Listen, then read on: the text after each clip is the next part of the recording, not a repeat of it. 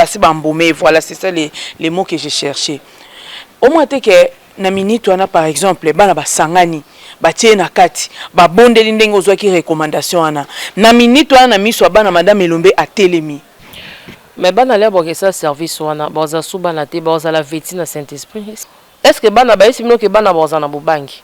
Parce que quand Dieu a choisi ces enfants là, à qu'on revêter on a sagesse. Pourquoi pas prophétesse? Ceux qui ont reçu message wana famille ya madame Elombe ezali.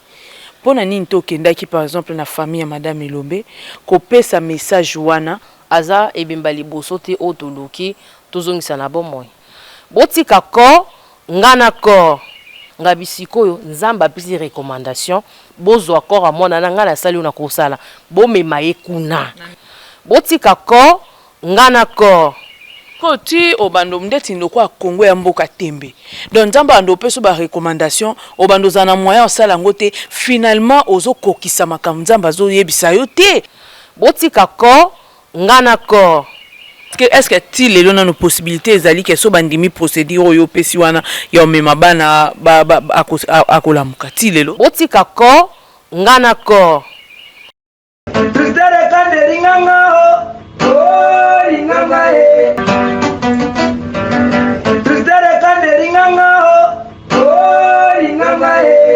Voilà, bonjour, bonsoir, mbote nabino, bande kuna biso, ba congolais lokolanga, mbote na batu nyonso tu oyo, bakozwa libaku ya kotala émission analyse plus on a présenté ne séance makasi na après-midi à lelo pona bino, na pesi bino mbote makasi bino balandi ya Christelle Kandi officielle télévision. Continuez à vous abonner, abonnez-vous, likez, partagez les émissions et mettez-nous les commentaires et au salake to kende na musala et kende bien. Na pesi bino merci bino nyonso to bo tala biso babi pilipili ya mukie ezo soa makasi eza ndunguzi tendi yango eswaka bongo koliango na divagation te po eswaka yango wana na pesi bino merci na ba partenaire na nga nyonso tu merci na ba soutien na bino ndenge bozo soutenir musala na osala merci na batu nyonso tu o balinga ngai émission analyse plus ya lelo etambusi biso mwa mke na bimi pena mwa libanda na ye koluka la prophétesse la prophétesse Valdogère na yeko lukaye bosu bomonanga déjà na ye na sala ba émission mingi na ye lelo na yeko lukaye à propos ya makambo o ezoleka sur la toile à propos ya vidéo asalaki par rapport ya makambo matanga o ekweleli mboka na biso ya madame Elombe, madame Bobette Elombe, madame Bonnette Elombe. En tout cas madame wana asali batu pasi mutu nyonso tu azana pasi na motema komona mutu na âge ya 32 ans de balobi 32 ans kotika biso bongo. En tout cas c'est trop tôt azali na mai na makila aki pena trop jeune et ça li vraiment pasi mingi et bongo prophétesse asaki ba vidéo oyo alobaki procédure nini o batu bako sala po lelo to mona sou madame Elombe assez quoi alobaki asali ba vidéo ya lobby mais ba congolais pe ba réagir ça peut belé ba congolais ba réagir belé ba congolais ba lobby ezalaka te boyena boye yango lelo ngai boyebi musala nga sela rabino na kotika actualité le kandeng wana te photo tout na prophétesse mituna il faut tout na marambo wana ainsi wana uti wapi parce que lelo ben signe c'est comment qu'elle ainsi l'éternel ainsi dit l'éternel mais ça ben si mususu ça ben si ainsi dit Christelle mais na comme son ainsi dit l'éternel mais lelo to retourna mituna to solana et poto yeba baramwana pena eutaki wapi. Voilà il y a ces libres comme adhérent na Berlin na Pesio Mbote na Pesio Mbote na Jean-Claude Mabanzo Africa Business bon contre bon mon papa quand il dit il fait il a dit il a fait na Pesio Bambote belé ba salutation spéciale il susuna ya Flori Mamengi likonga likwesa ko makale kale balobi olingi convoiturage ya solo convoiturage ya bien Paris, Bruxelles, Bruxelles, Paris, Luka Jimichi Manga, Porte de la Chapelle. Aux appels un problème, il y a passeport. Luka Jimichi Manga, Porte de la Chapelle.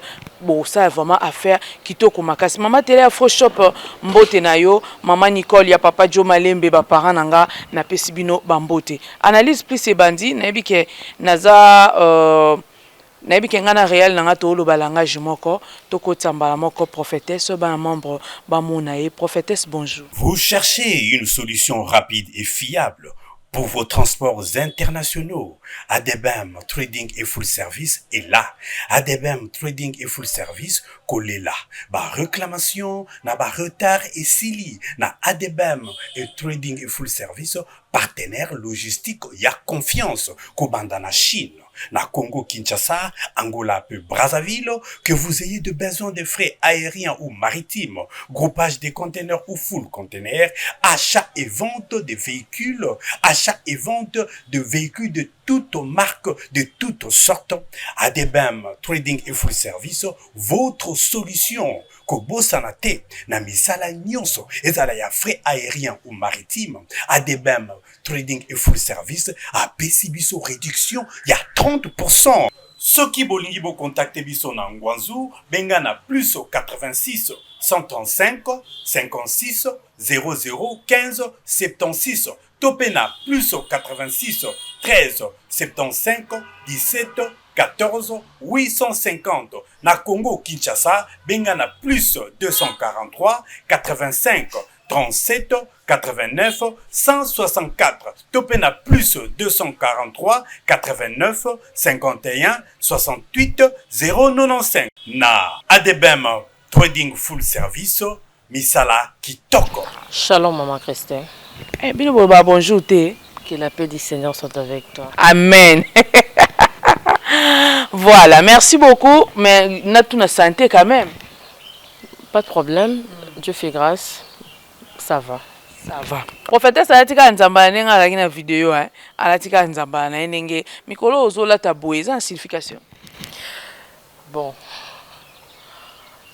Je préfère pas que le bilan c'est quoi. Ouais. OK.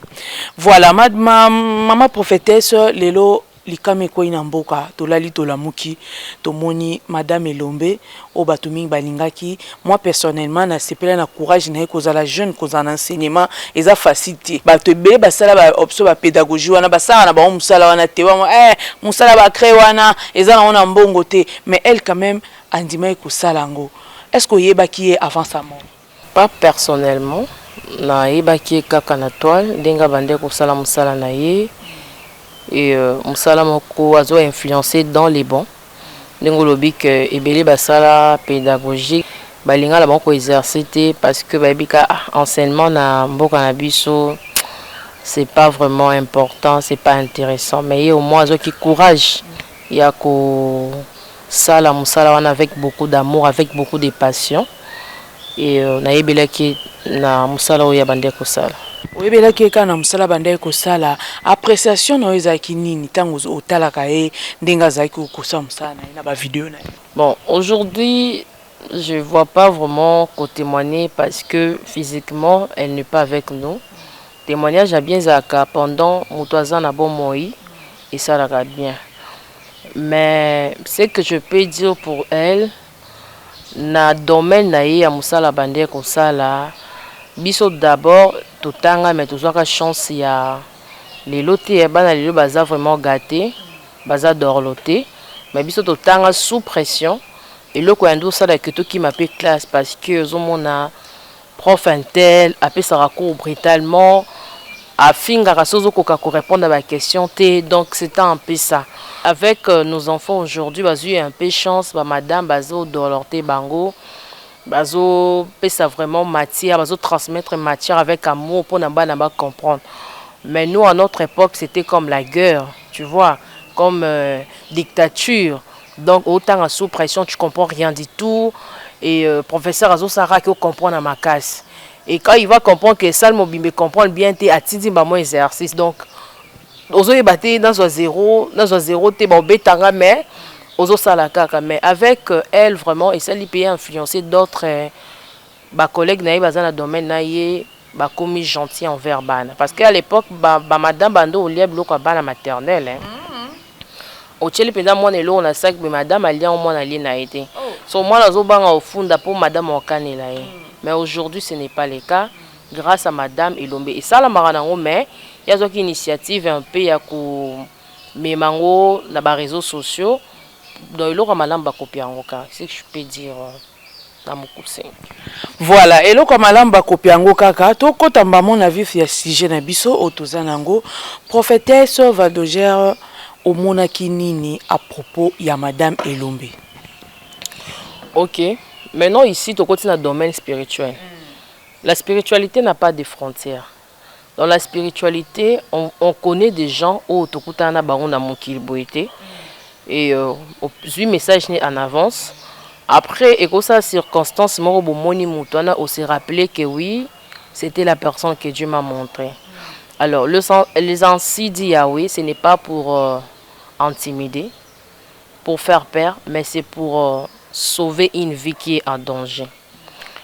On prend les anciens dit Yahweh, et pas ya mukolo ancien dit Yahweh. Aya canal basal na, il peut dire à tout le monde, mais le problème c'est quoi? Difficulté comment passer ces messages. Tu comprends? Ce n'est pas tout le monde qui aime l'ancien dit Yahweh. Ainsi dit Yahweh, le bakoto bien ba prophétie.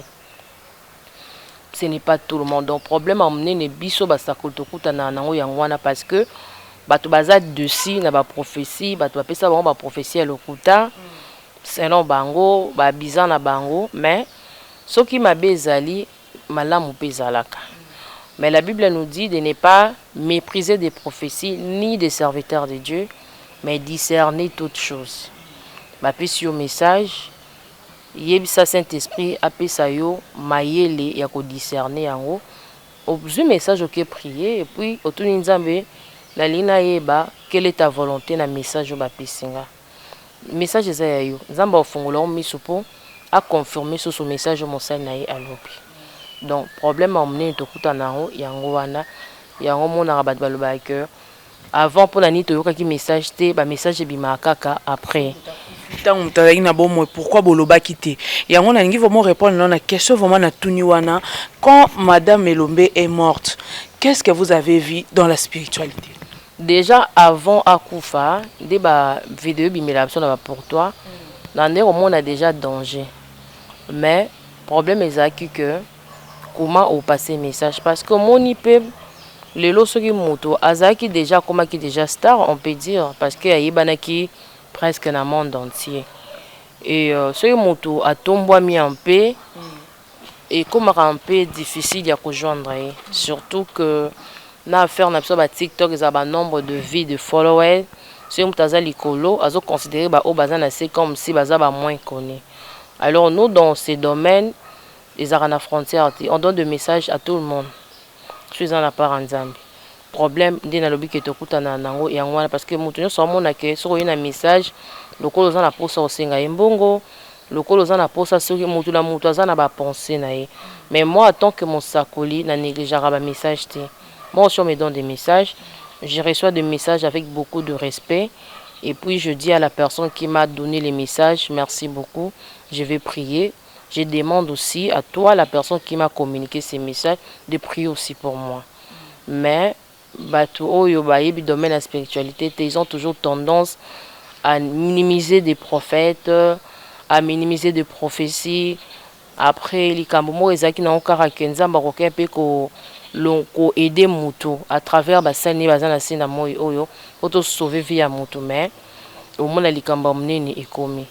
Alors, je voyais déjà les mal avant. Toyoka likambo oyo équipe nanga tozarana bango et bayebi parce que quand on voit le mal tout solo toujours on a bateau ya biso avant message kende bateau ya biso te bayiba banzambe te ba na domaine en Zambie o ba ko apporter be en plus na message wana tout solo toujours et puis je disais toujours que cette dame il faut azala na matra spirituelle eza le quoi la linga la facile ba basinga loketo eza ki bondokité eza bonzambe parce que quand on a la matra spirituelle et ça là que na batak nyo se koki ko vanda mais et koki o memarote et ko aider pour na s'entraîner dans la vie de prière pour s'accrocher des dieux et malade et koki o vanda nzoto mais avec les temps et ça la nini et kende nango et étape ya comment qu'il fallait se préparer spirituellement et puis faki et na mona ki vidéo na mususu na lobby na batota non abi mais cette dame sa place n'est plus là. Il faut qu'il y ait l'ongwa kende. Quoi wana? Bah oui, place nous a wana te. Il faut qu'il y ait l'ongwa kende mais à osalanine, tu vois. Donc ce sont des choses où que ceux qui sont dans la spiritualité, tu vas trouver tout normal. Donc c'est un peu ça.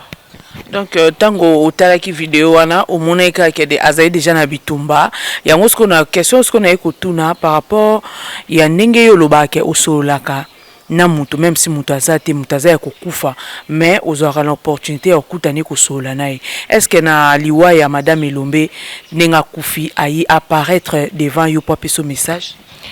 Oui, ça peut faire peur aux gens.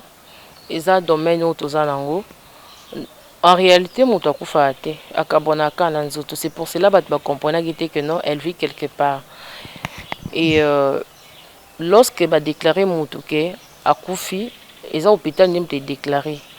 Alors, ce que je peux dire que la dame, son âme était encore là. Bateau Bazaki pendant quand on a eu la kiwana libanda avec ta mort, il pouvait aussi faire quelque chose. Moi, je ne sais pas si Bazan va pasteur m'a bangoté, Bazan a quelque chose, il y a des rituels à faire spirituellement, ce n'est pas la sorcellerie.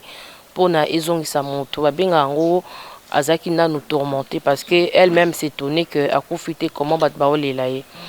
Après cela, na monaki, quand je dis dans la proie du tourment, elle s'est posé beaucoup de questions et elle dit que non, je ne saurais pas rester ici parce que ma place n'est pas ici. Cela veut dire que son temps n'était pas arrivé. Motonio soit Koufi avant temps naïe, azarana proie ya tourment. Alors pendant que quand naïe zanano na mabele, non ne continue à se mabele te, zali kolo ya mabele na moi otozali, il y aura toujours la possibilité pour que Moutouana azonga. Azonga na vie. Dans la minute yo madame Elombe lokwa nanu bakundi yete. Ndongo lobana na minute ndo to solanga na yo boye azaka na lia tourment. Bien sûr, yo linga za wapi. Tenga zo tulo ba question nga na bi domaine wana. Oba azan un tourment et puis azan pour zonga. Lia tourment ngeza ndeni so to royeba. Mais ça terrain trop compliqué même si j'explique ils allaient compliqué. Je peux dire que au moins mukili moi to maîtriser mukili to yebi makambo ilekala mukili mais ça lié moko boye oyebité oye pour la première fois alors au kokate c'est compliqué. Na message ya pesa kio aoloba nini babomi ye et pas batu liwana eza na maboko batu to liwana ye eza causé pas peut-être na ye moko tango moni na tourment na zo lela ke na osa nini awa elle se disait quoi toi bande ko communiquer au nini? Bon, je dirais que tant on a monié na liwana ye oui ils ont ma beaucoup battu mais on peut pas se permettre de citer les noms des gens ici. Je connais naza mosakoli liwana ye eza na maboko ya bato liwana ye eza na maboko ya gouvernement te eza ni na maboko ya ministre ni na maboko ya mbanda na ye oyo bazoloba ke abengaki mpona menace. Oui, ça peut arriver aussi bato mosusu bakoka contrôler kanda na bango te. Elle peut dire n'importe quoi mpona mutu mais ayebi teke mutu ana baproblème oke so lelo liwe ezuye na moment oyo azoloba bamakambo ya makasi wana akoki mpe kosala nini kozala cause ya liwa na ye eza na maboko ya mbanda na ye te amemaki ngai esika babomaki ye. Donc bato mpe bazolota bandoto place bozomona ye eza esika cause ya liwa na ye vandi place yango amemaki yo babomaki ye ndeni alakisi ngai esika mpesi liwa na ye eza cause et alakisi ngai azalaki vraiment trop triste azalaki vraiment combattu et puis bato wana bando vivre na ye na hypocrisie bando linga ye te et puis elle regrette que non si je savais mais nalingaki nakende na ngai avant. Donc elle m'a fait pitié, elle plairait vraiment. Bon, ce que je dis ici, il faut être trop spirituel pour comprendre. Moi, ça m'étonne, les gens prient beaucoup, ils partent à l'église presque chaque jour, mais bayebi magnificent sans embêter. Alors, en réalité, dans l'homme, c'est l'esprit. Le monde des esprits existe. Tout ce que nous vivons aujourd'hui, tout le monde a déjà un esprit. Je ne sais pas si, comme il a déjà, au lotan d'autres avant, mais les autres vivent en haut. Que place où Nazar, les Lazara, on a d'autres. Donc, la vie des hommes, c'est comme ça. Et elle plairait, elle était vraiment triste. Et c'est par là que Yalansi dit Yahweh à son sujet. Zamba pesa que message. bazwa bana ba entouré corps na ye ebembe ezali aza monstre te ebembe ezali eloko bato bazokanisa te ebembe azali moto azaki parmi biso eza corps sans vie. Alors cette dame là pendant azaki na bomoi apesaki o nyonso kokia kopesa na moi possibilité moki azaki nango asali badon na bana o ya bimisaki 9 mois te asungaki bana azali na bolingo bana pendant la pluie azo se promener sans voiture akende kopesa bana na ye cours donc azaki na bolingo na bana na passion ya musala na ye. Alors aujourd'hui koyoka ba réaction ya bato que moi nanga 9 mois na tika ye akende morgue. Je n'ai pas dit que bana ba kende morgue. Je dis dans la morgue il y a des salles d'exposition qu'on paie, même une chambre à l'hôpital privé bako bimisa nzoto ya mowei bana ba entouré yango ba implorer miséricorde en faveur ya madame na bango et puis ba loba maloba oizo uta na mutema na bango. Là c'est la recommandation de l'Éternel. Oh ba loba peut-être Saint-Esprit aussi bango et au cas il y a de prières que bat basé la rabiso na yo mtozo yo kana muto osala lobi que ça ce n'est pas moi ngalo ko prier boete ça c'est Dieu. Ça arrive non? Alors décision nzambe ezara décision mon côté na pensée humaine. Décision nzambe kokanaka na makanisa bato te pona nini kaka bana bato bakende. Mais makambo nzambe ezara toujours compliqué, c'est la folie aux yeux humains. C'est la folie donc c'est un peu compliqué. Nzamba rosala kaka ndengi bato bazokanisa te. Eza recommandation à prendre ou à laisser.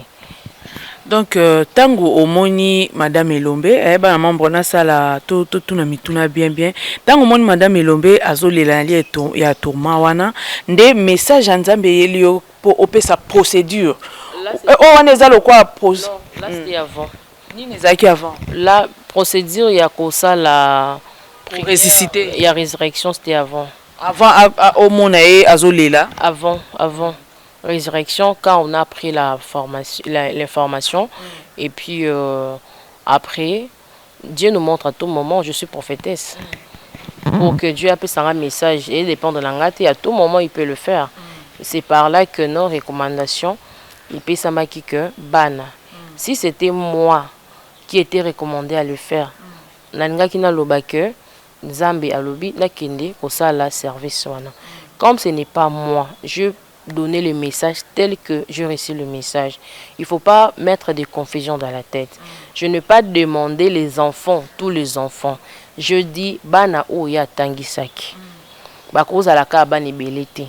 Bakoza la paix 3, 4, 5, c'est tout. Bana oyo. Oba monique. Bazali na foi. Il y a des enfants aussi qui prient, non? Il y a des enfants aussi qui connaissent Dieu.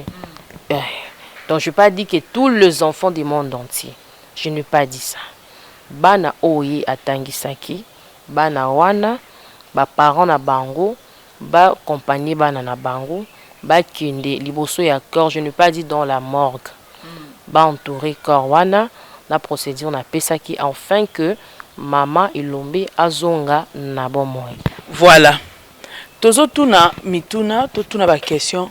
Soki lelo bana ndengo lobi wana bakende babimisa bango babimisa madame Elombe parce que la minute to yebi déjà que ananda kwa malili peut-être peu autopsie et c'est salami déjà autopsie te mais nde baba nini ndenge bafungolaka kolongola babiloko po muto ya kwa ba msupe basi bambome. Voilà, c'est ça les mots que j'ai cherché.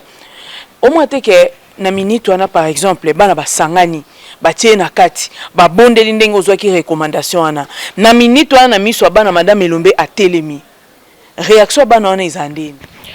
Mais bana lebo que ça service wana baza suba na te baza la vêtie na Saint-Esprit c'est ça maramba spiritualité. On dirait les gens ne comprennent pas. Ce n'est pas du théâtre. Et ça maramba spiritualité. Quand toi tu pries au quotidien en profondeur et à prière même attendre de gabimelo ozana somandoki. Attends la minute basi bambomeye akola. Là un exemple moko ya mukie. Et arrivera mutalo tindoto abunda na ba démon géant. Mais aucun moi na beti bango o que chose moko na physique a rosala ngote. Mais qu'est-ce qui pousse que okoma na makasi wana? Parce que on a la confiance en Nzambe. Oyebi que oza protégé par les anges, ba renforcer énergie pour bunda na beti bato.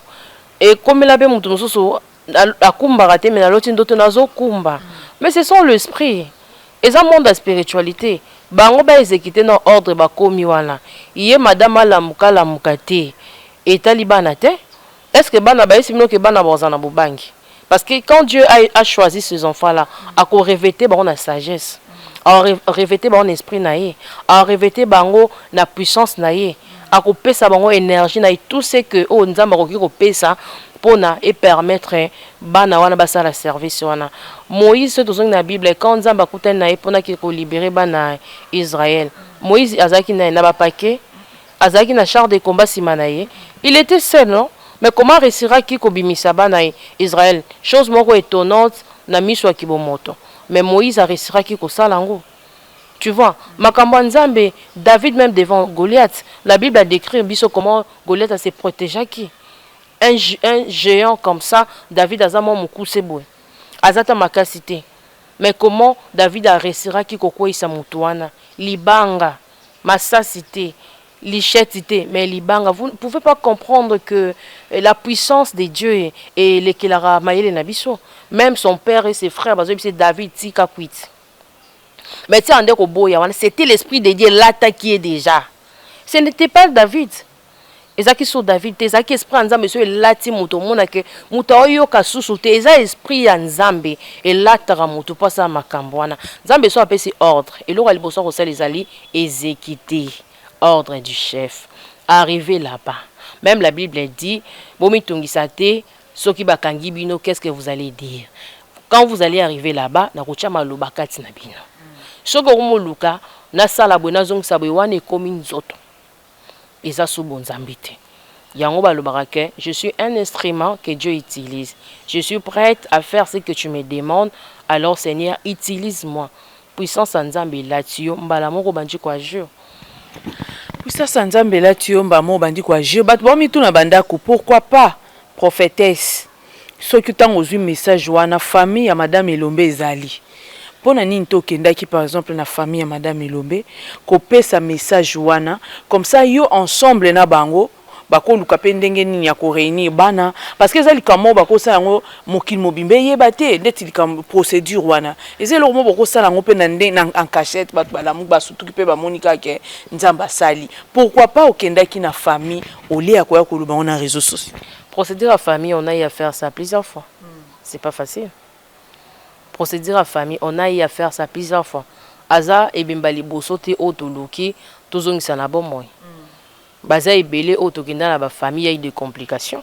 Bah kizo peut-être que non, tu veux prendre quelque chose, d'accord, il y a moi en abao. On connaît, ce n'est pas facile.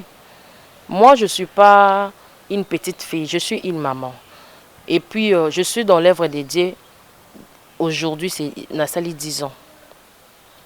Naza une année des ans, 10 ans. Donc, bandi mambanzambe na kabi bolingi langa nyonso non c'est lanzambe.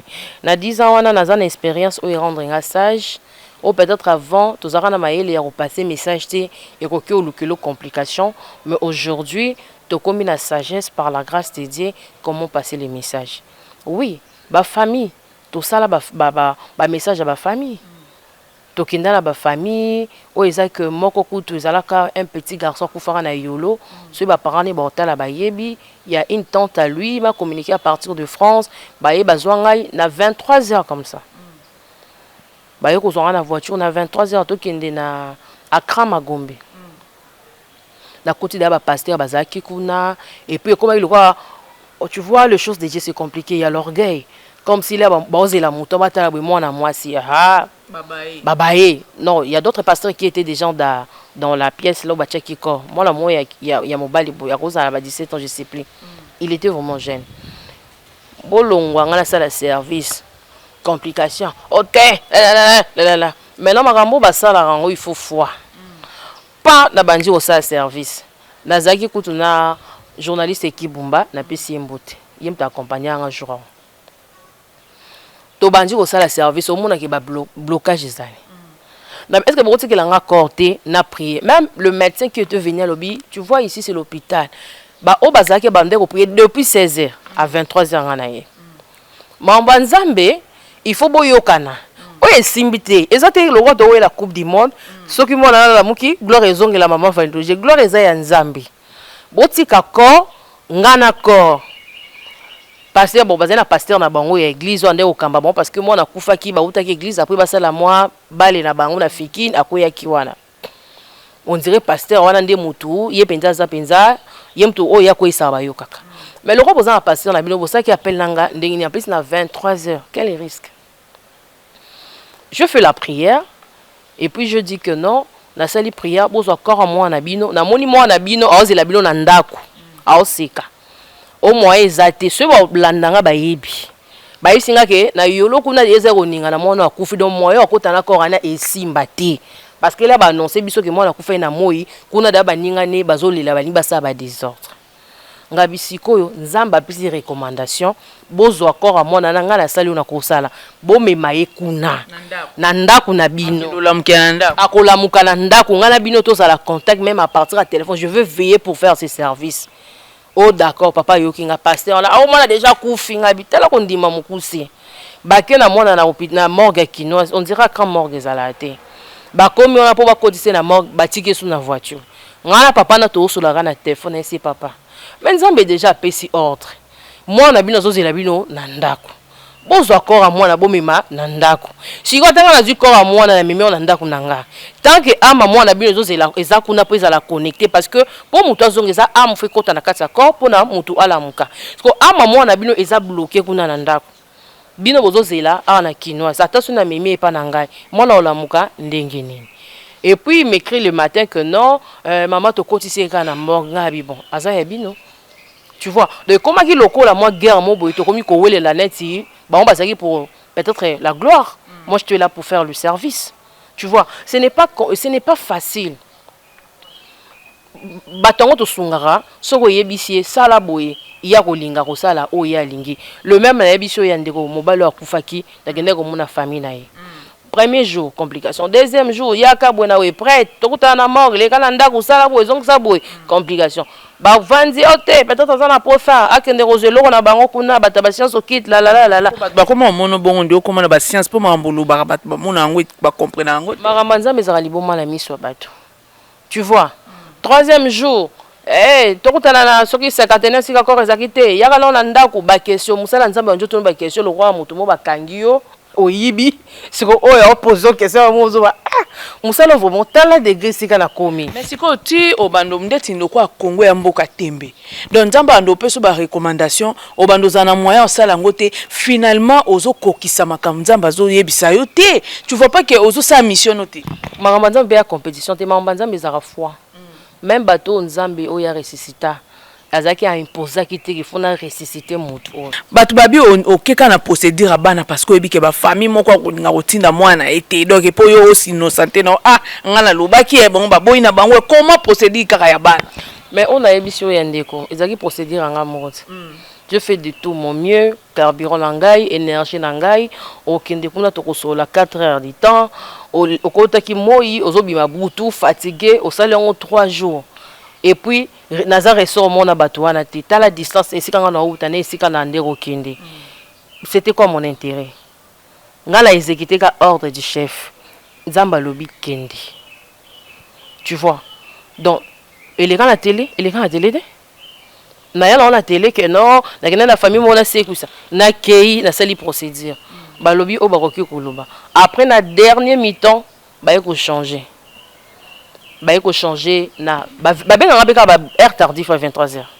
Ça sert à changer que non kende wala so commis ainsi dit la grande sœur. Et puis c'est bon on a ça 3 jours, ces 3 jours il est qui et s'il parce que ce n'est pas moi qui fais, c'est Dieu. Donc bando bandi ministère non pour la musi mututé hein. Peut-être yango esa ke ba congolais ba on dimate. La musa déjà batu ba kufa. On peut pas faire la publicité. Ba o bayebi ba o ba commenter bayebinga. Moi je fais pas la compétition. Je suis un instrument simple on nzambo utiliser. Naza et l'autre côté la mission nzambe, c'est Dieu qui agit en moi. Donc je n'ai pas le temps de faire la publicité même bato to sungaka na ba délivrance, moi je fais pas la pub. Donc na minute on des ana sans présence ya bana wana. wana eza prophétie non mais nzambe pas kopesa pe mutu musu message pe ya forme musu pona réciter ka madame Elombe. Là ça n'engage que la personne qui viendra avec le message. Moi je parle de mon Dieu. Ce qui nzambe mususu parce que banzambe bakomi ebele menga la za na nzambo akili likolo na si akili nga na yo apesi biso pe matozo sa l'émission nzambe wana nga na salela nzambe wana apesi ngai directif mususu so mutu alinga bima na directif na ye oyo sala ke et ramener la dame à la vie ça sera pour sa gloire. Voilà, merci beaucoup maman prophétesse. Na pesi mbote belé na papa Atou Aponga, balobi entraîneur na kati ya mboka Lyon, mutasala sala makambo belé pour na sport congolais, papa Atou Aponga na pesi yo bambote ebele papa Atou bisika ozotala biso na mboka Lyon. Voilà, na ebité est-ce que vous avez un message sikoyo na famille ya madame Elombe Soba otala.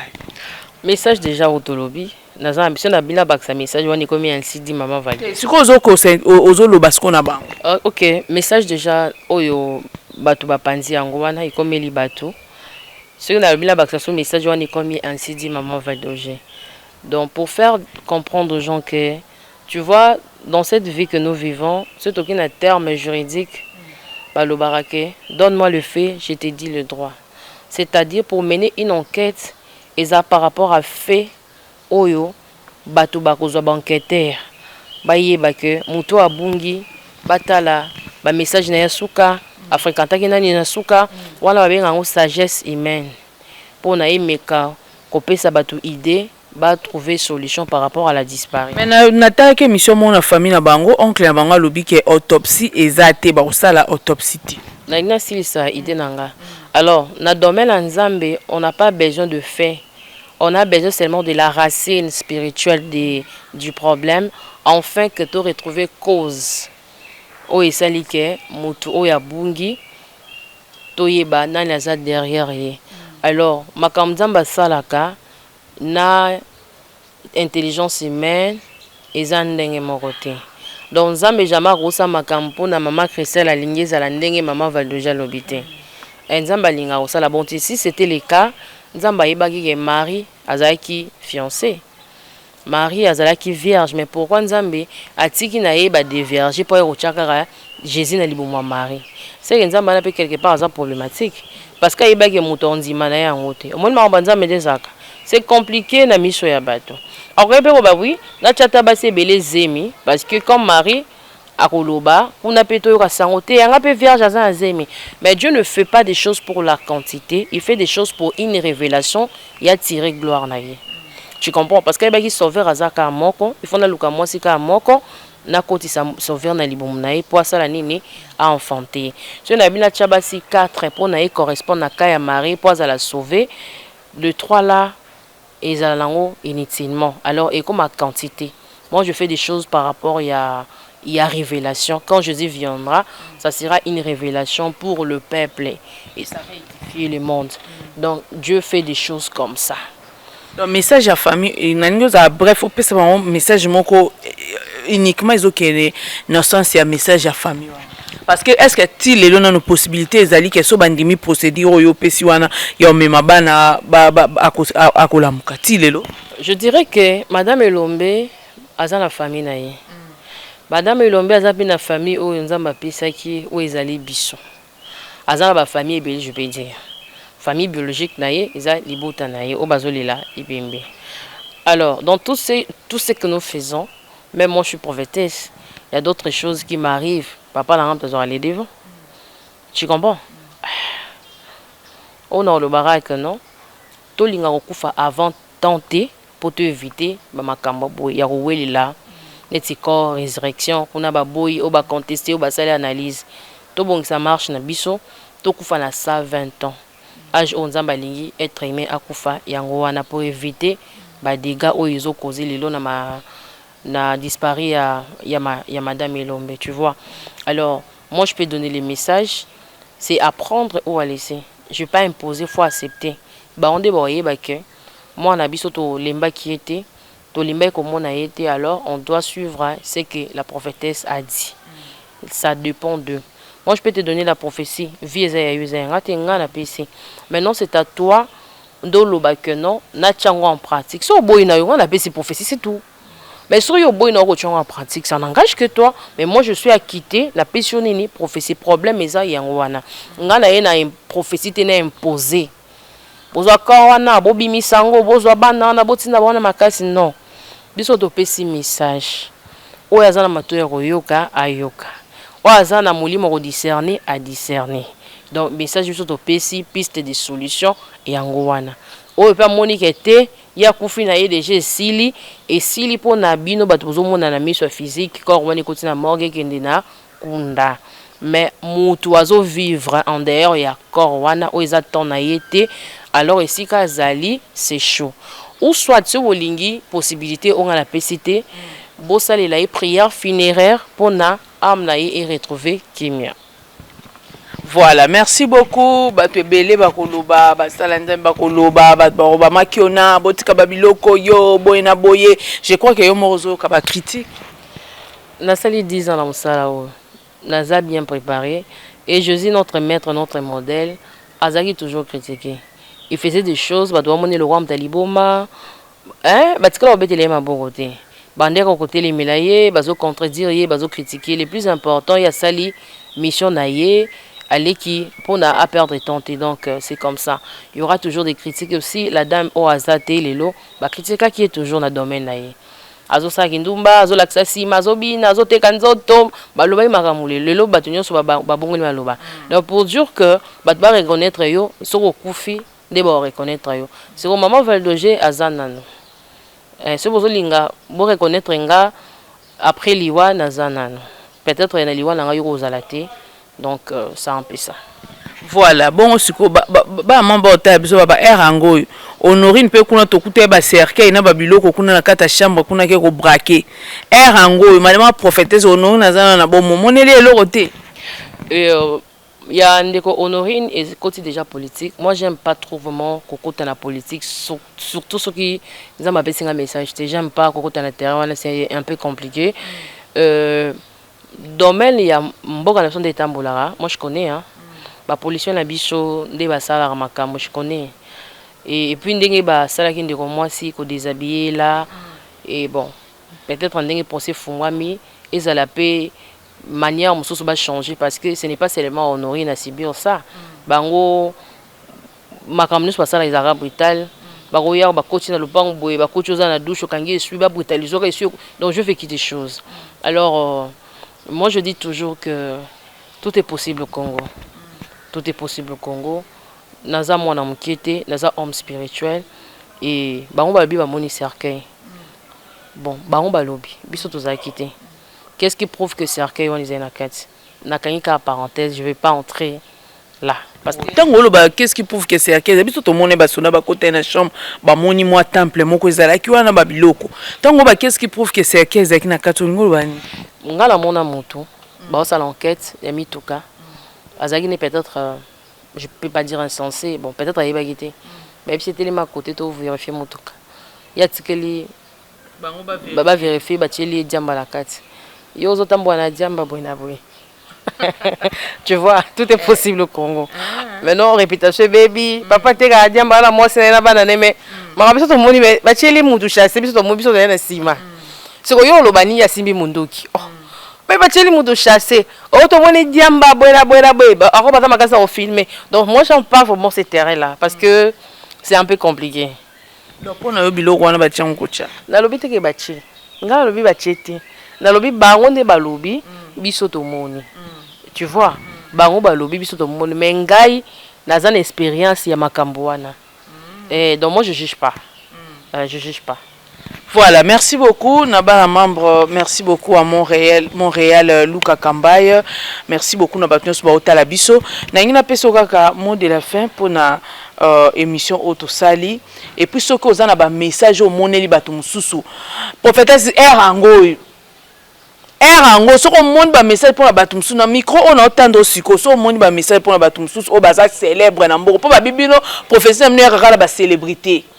Na tangi ba commentaire kuna bino so mutayeba ni te ase kwa kate kaka mutu erango soki omoneli mutu likambi po na ingana otoza kuna kata TikTok toza na kata bilanga dangana to na Facebook to za kata YouTube to za kata réseaux sociaux to tapa rango so moni mutu message nazo peso micro oloba message wana mutu akeba ole koma ya liwa elobe Christelle kota kuna ngana kokota na esika mutu akufite rango yo soki message ezali au passer message to pesa ra message na bato ba yebanité ezandenge bato bakanisaka message eyaka na toile soki peut-être mutu aboyi koyamba biso to pesa rango codé. Alors quand on code le message, les concernés ou la concernée oyeba que message ezayanga. Le plus important c'est ça. Vous connaissez frère Serge? Frère Serge na bengue frère Cappuccino le Bogard. Cappuccino le Bogard, oh ayemba à la maison mère. Oh ayemba la maison mère. Eh. On avait un message pour lui.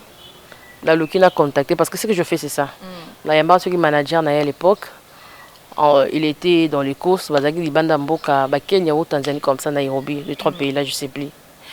Et il m'a dit quand je serai à l'hôtel, on peut un message. Ah c'est pas bien. Ils ont un message en disant mais pourquoi pas. Alors quand on peut ce téléphone, on a dit bon, moi je maîtrise pas trop hein. Ils ont mes motos, attirer pas na yo. Est-ce qu'on peut permettre à la fois on téléphone pour na yeba question que ça parce que l'objet la bonne a petit message mon boy et na toile et ça la mabi pour yon dimi. La fois la caméra la montre que le monsieur était là poli avec beaucoup de respect. Il est mon musicien. Il est mon co. Ayambinga na petit message na yé, to échanger, to partager par rapport à Makambo yépé par rapport à ce que moi je dis et puis il m'a dit que non, je suis chrétien. En dehors de ce que je fais, je grandis, je connais un Dieu qui existe. On était professionnels. Il est bon. Pour moi, c'est pas facile. Tu vois, c'est pas facile. Un homme qui a beaucoup de respect, il y a Nzambe et puis il y a Bassala Nzambe. Peut-être vous allez étonner que c'était moi. Parce que moi, quand je viens, je dis, je me présente de la part du Seigneur, je peux passer le message, te prier, la passer le message. Le message, il y a ébanité. Il y a beaucoup de ministres.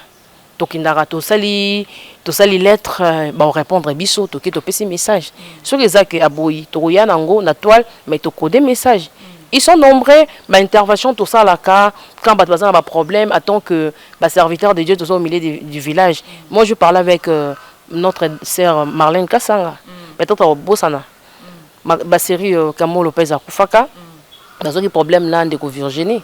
Na benga sœur Virginie, na benga sœur Marlène Kasanga, peut-être vous allez étonner. Mais il y a ébagité que là, na benga Marlène, na benga Virginie. Na sala on va ébiter. Et puis elle me dit que non, ça c'est Dieu qui t'a envoyé. Parce que je te prête, na fond la téléphone, na pour na zongi sa droit de réponse. Donc comment qui il y a ma bé, mon inga na morgue. Donc peut-être vous allez étonner. Je fais ça, mon toi ébiter. Quand je réussis à le faire, je dis gloire à Dieu, na Dieu qui téléphone na kangi. En fait, ce n'est pas facile que le travail que nous faisons. Ndeko Virginie na Marlène bayebanité. Bayebani. Tu vois. Ezaka te kende bato kanisaka que boya kaka pona bato créer la buzz. Bayebani pona oluka succès. Moi d'abord, j'aime pas les succès. Le succès est réservé à celle notre Dieu Jésus-Christ. Le succès zanga. Nga lingara succès te. Nga bato bayebi na koli. Bato bayebi kokola nanga même na libota nanga. Bayebi kenga na kola baba na lobate. Tu refais 4 heures de temps, 10 heures de temps dans le bâti. Et puis, on doit ça va tout kanda. Alors, moi, c'était comme ça. Même à l'école, moi, je ne parlais pas. Alors, quand je suis revenue, après ma mort, je ne voulais pas aussi devenir ce que je suis dans la grâce de Dieu. Alors, Dieu m'a dit, ta résurrection, c'était pour une révélation. Pour une puissance, tu dois parler. Je te fais évangéliste pour parler, évangéliser les gens, prophétesse pour couper sa rabatou, prophétie ou t'es pas nanga. Alors Dieu m'a préparé à ça. Moi je disais, Dieu, tu sais bien, moi je n'arrive pas à parler. Na kola mutasoni. Nga soki bat basé beye na lupa on a rokarama na chambre na oyate. Bato ba yebinga, ba yebi kokola nanga. Donc aujourd'hui et puis koloba nanga mingi ezaration na opesa message. Ce ka la longoli ka nzambala oyo. Na zongi mutu mususu. Au cas où non, moto a besoin message ça même moto. Donc dans un deux personnes là, donc dans un roi batumi balé, va jouer un rôle. Tu comprends? J'aime pas le succès, j'aime pas m'exposer. Même matin là compte ça ngomona que na pesa ba message mingi za ya nzambi. O mde baninga basaka vlog, ko la sa vie na je le fais pas. Na tchaka famille na ngate, na tchaka mutute. Donc c'est que ezanga des zamba bengi, je pars pour Dieu, je vais pas le temps d'exposer tout de moi dans les réseaux sociaux. So na un succès, na ngana ya libota na ngabobimba la présenter bino oyo tante oyo kingani bonabu. Mais comme c'est pour le compte de Dieu, je suis professionnel, je fais tout ce qui est de la part de Dieu. Donc c'est un peu ça. On a eu à passer le message. Na ba konzamboka. Ba message mususu pe ezaka tobosanaka. Na ba camarade na biso ya classe totanga kala obanji ko lukaye. Tenga na tuni soki na siko message etali. OK, merci pour me rappeler. Et je passais un message, ça fait déjà 3 semaines à 1 mois. Moi-même, je frôlais la mort. J'avais frôlé la mort, mais non, faté parce que ezaka ka monte au vivre, le diable est là pour faire tout ce qu'il peut faire.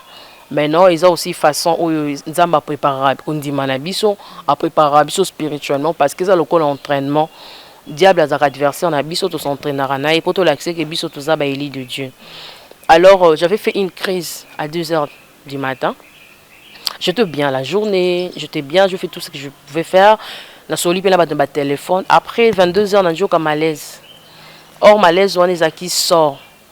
Diable a lobby atala bila mécano musala nzambe. Il m'a volé les bras et le cœur. Et ma boue n'a qui bloqué. Nandoka ma boue le pas injecté un piment. Et là on a tika la yokate. Moté ma ezate na comme le roi robot na zoko kola te lambati na tika lika bongo parce que je n'arrivais pas. Et puis je dis peut-être on a là même si c'est un mouvement bona.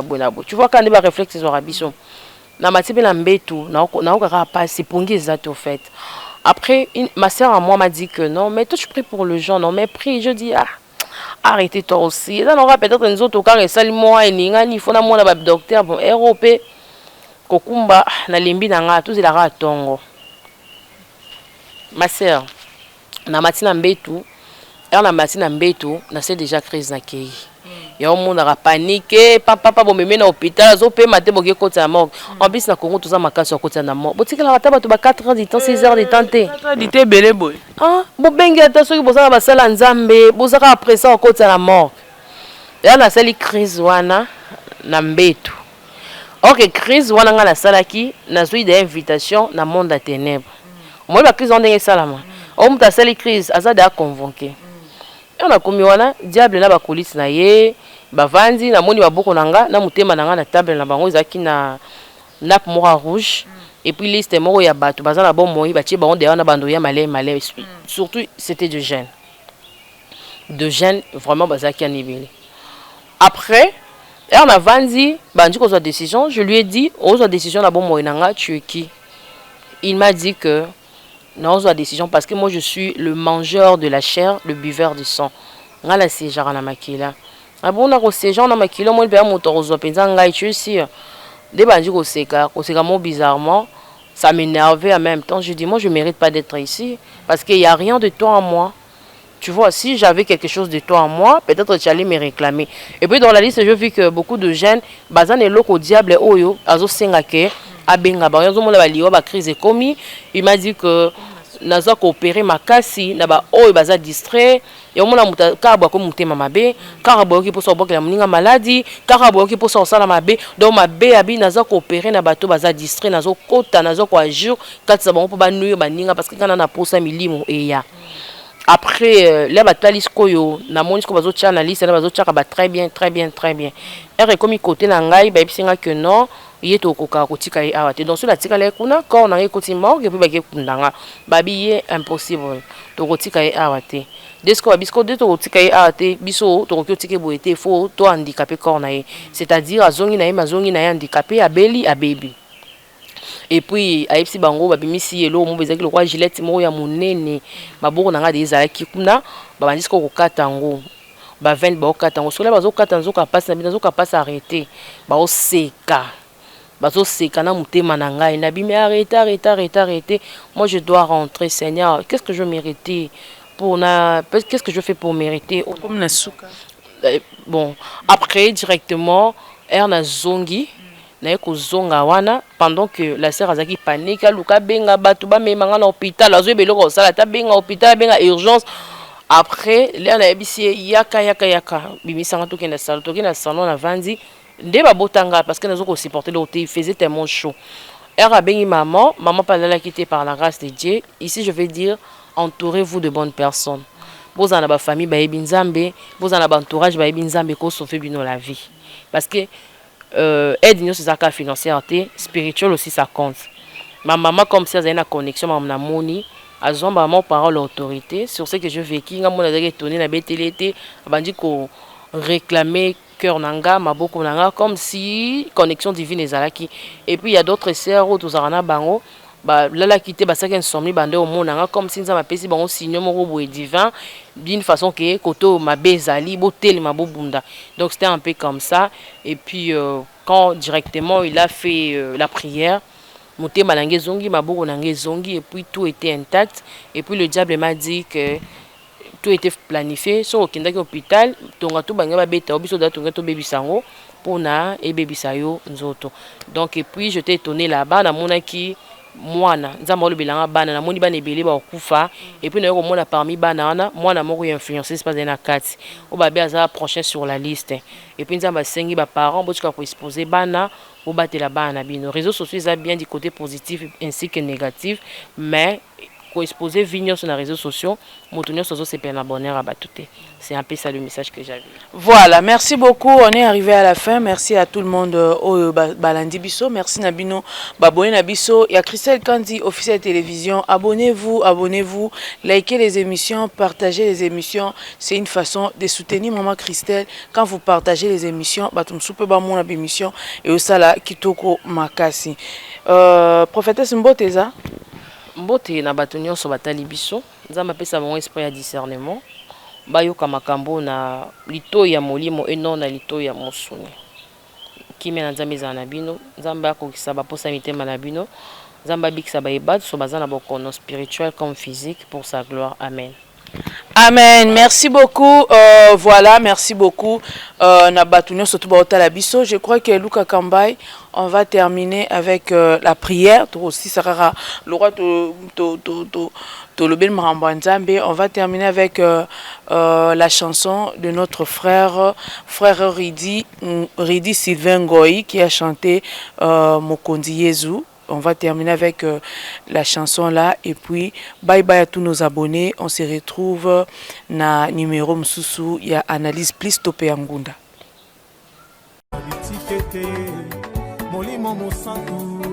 Le consolateur, et aujourd'hui sans le Saint-Esprit nous ne pouvons rien faire. Il n'y a que toi Seigneur, il n'y a que toi.